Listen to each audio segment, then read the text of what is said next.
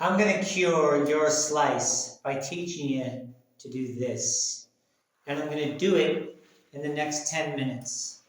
I'm Jeff, and this is Kyiv Golf Academy. From the bomb shelter in fabulous Kyiv, Ukraine, it's Kyiv Golf Academy, the only place on the internet where you'll find golf instruction based on the laws of physics, biomechanics, motor learning, and sports psychology.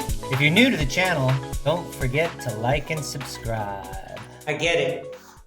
You're tired of slicing. You've tried everything. Nothing works. You're ready to give up. I want you to know I feel your pain. And the reason I do is because I played golf with a slice for years. I had a great short game. I worked real hard. Shot some decent scores. But I never got where I wanted to go until I fixed my slice. And as soon as I did, I began to work my way down, eventually became a scratch golfer, and eventually a professional. Once I became a professional, I realized that I was spending maybe 75% of the time on the range fixing other people's slices. I worked with my students for hours and hours and hours, teaching them what I had learned so that they could fix their slice. So this method has been perfected over years and years and years. And now I'm going to give it to you. So here's what I want to tell you. As long as your ball continues to go to the right, you're never going to improve. In order to fix your slice, you need to learn to hit a hook. A slice is a wild, out-of-control shot that goes to the right.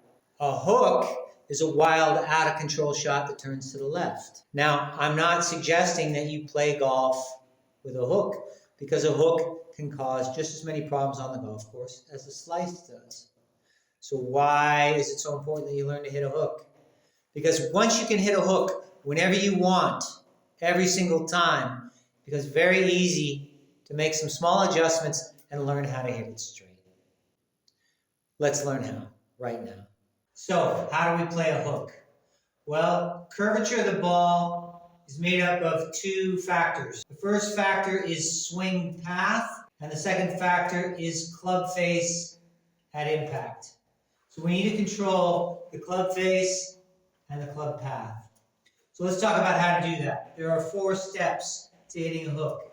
Step number 1, we want to create a swing path that's in to out, or a swing path that's out to the right. And we do that first by moving the ball maybe a ball or 2 back of center, closer to the right foot. Step 2, we are going to strengthen the grip. So I'm going to move my hands in this direction so you can see more of the logo of my left hand. What that's going to do is it's going to make it easier for me to close the face at impact. A hook is hit by closing the face at impact. Also, I'm going to show it to you from this angle. When I strengthen my grip by rotating my arms this way, it's easier for me to kind of align my shoulders out to the right, which makes it easier for me to swing out to the right. And that's step 3. Step 3, once you've moved the ball back in your stance and you've set your strong grip, step 3 is to practice swinging out to the right. So if this is my target right here in the middle, I'm going to practice swinging more out in this direction. And finally, step 4, I call this catching the raindrops. You notice my palm is up. My left hand is facing up, like it's raining outside and I'm catching the raindrops. That finish position is going to help you finish with the club face pointing at the ground. Did you see that? That is a closed club face on the release. Now a hook is a wild, out-of-control shot. A hook is not something we want to play on the golf course. Again, we want to learn how to hit the hook with these 4 steps. When I do those 4 steps and hit the ball, instead of hitting this weak slice like I was hitting earlier, I'm going to learn to hit hooks. And I'm going to do it with my 8-iron. And I'm going to start small and I'm going to work my way up. So, ball back in the stance, strong grip, swing path in to out, finish catching the raindrops. Here I go. Catch the raindrops. That ball has hook spin on it. It's not going to hook very far when we're hitting little chip shots. But we have 1,584 RPMs of spin to the left. That's a hook spin. And my swing direction is definitely to the right. You see my angle here is 7 degrees to the right. So my swing path is out to the right. And because I've closed the face and swung inside to out, I've got 1,584 RPMs of spin to the left. That's hook spin. So now what I'm going to do with this little 8-iron is I'm just going to keep lengthening it and trying to do the same thing. I want kind of a little bit more hook here. So I'm going to do even more of everything. Meaning I'm going to put the ball farther back in my stance, swing more inside out, have a stronger grip. Here I go. Finish catching the raindrops. And that ball is hooking. There we go. That's a hook. What's interesting about that hook is that that hook started way right and ended up right back on the target.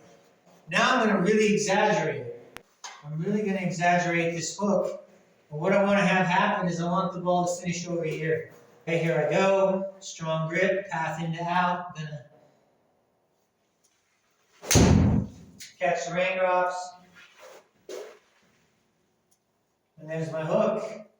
That is a wild, out of control hook. And that's exactly what I wanted to do. 2,773 RPMs of hook spin. That is a wild shot. And I want you to learn to hit a wild shot. When you can do this every single time, it's real easy to work backwards. You can see it starts a little bit left of the target and just keeps going left. That is a hook.